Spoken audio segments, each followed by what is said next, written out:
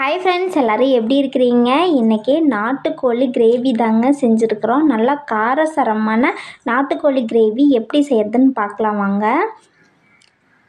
இன்றைக்கி கோழி பிடிச்சிட்டு நல்லா தீச்சு எடுத்துக்கலான்ட்டு நல்லா தீயில வாட்டிகிட்ருக்குறேங்க. இங்கே பாருங்கள், இப்படி நல்லா தீயில வாட்டி எடுத்துகிட்டு அப்புறம் தான் செய்வோம். வீட்டில் செய்யும்போது இப்படி தாங்க செய்வோம்.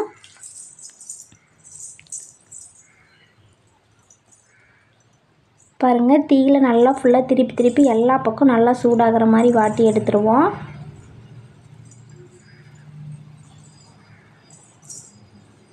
உங்களுக்கு இந்த வீடியோ பிடிச்சிருக்கு அப்படின்னா நம்ம சேனலை சப்ஸ்கிரைப் பண்ணிக்கோங்க.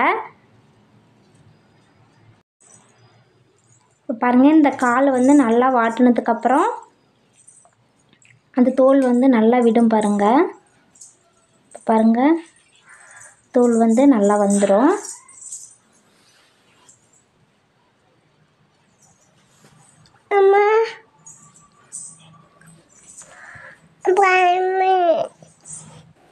இப்போ தோல் நல்லா எடுத்தாச்சு.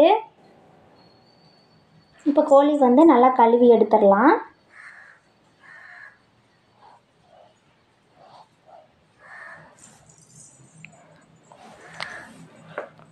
இப்போ மஞ்சத்தூள் போட்டு நல்லா கழுவிடலாம்.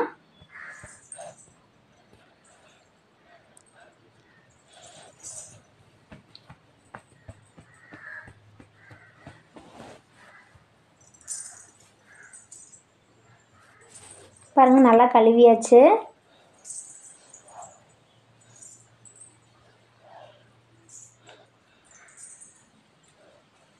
இப்போ கோழி கட் பண்ணி எடுத்துடலாம்.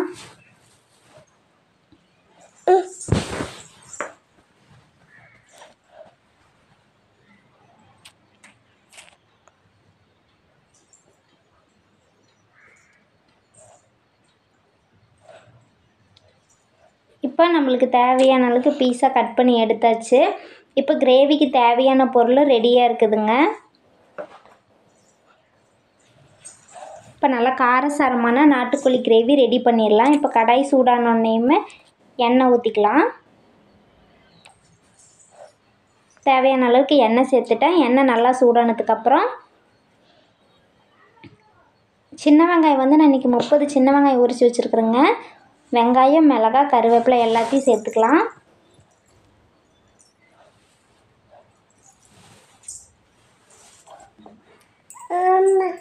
எண்ணெயில் நல்லா வதக்கி விட்டுடலாம்.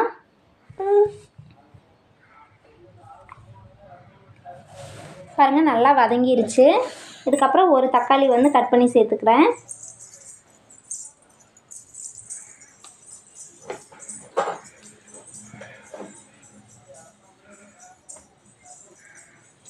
பாருங்கள், வெங்காயம், மிளகாய், கருவேப்பிலை, தக்காளி எல்லாம் நல்லா வதங்கினதுக்கப்புறம் இப்போ இஞ்சி பூண்டு பேஸ்ட் சேர்த்துக்கலாம்.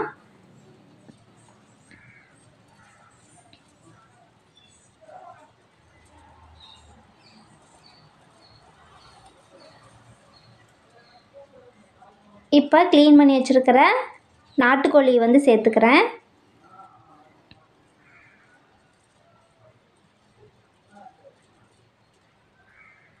கொஞ்சமாக தண்ணி சேர்த்துட்டு நல்லா கலந்து விட்டுடலாம்.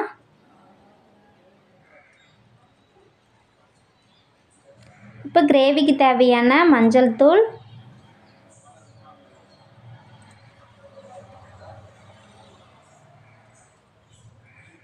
இதை நல்லா கலந்து விட்டுடலாம்.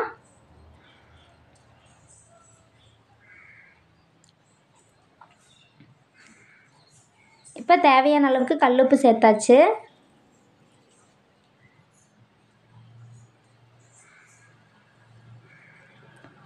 கல்லுப்பு சேர்த்து நல்லா கலந்து விட்டுடலாம்.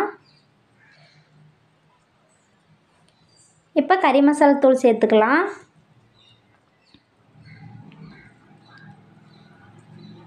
அடுத்தது சிக்கன் மசாலா சேர்த்துக்கலாம்.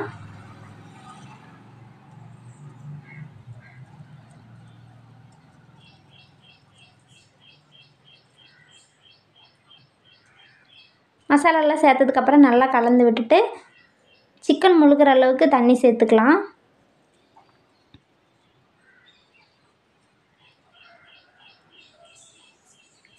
பாருங்கள், சிக்கன் முழுகிற அளவுக்கு தண்ணி சேர்த்துட்டு இப்போ நல்லா கொதி வரப்போகுது.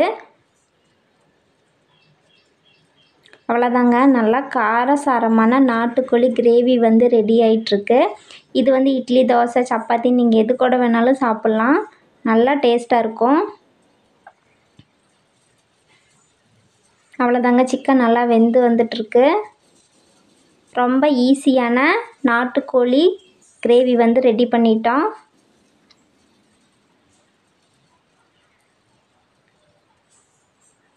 தேங்க்ஸ் ஃபார் வாட்சிங். Bye friends.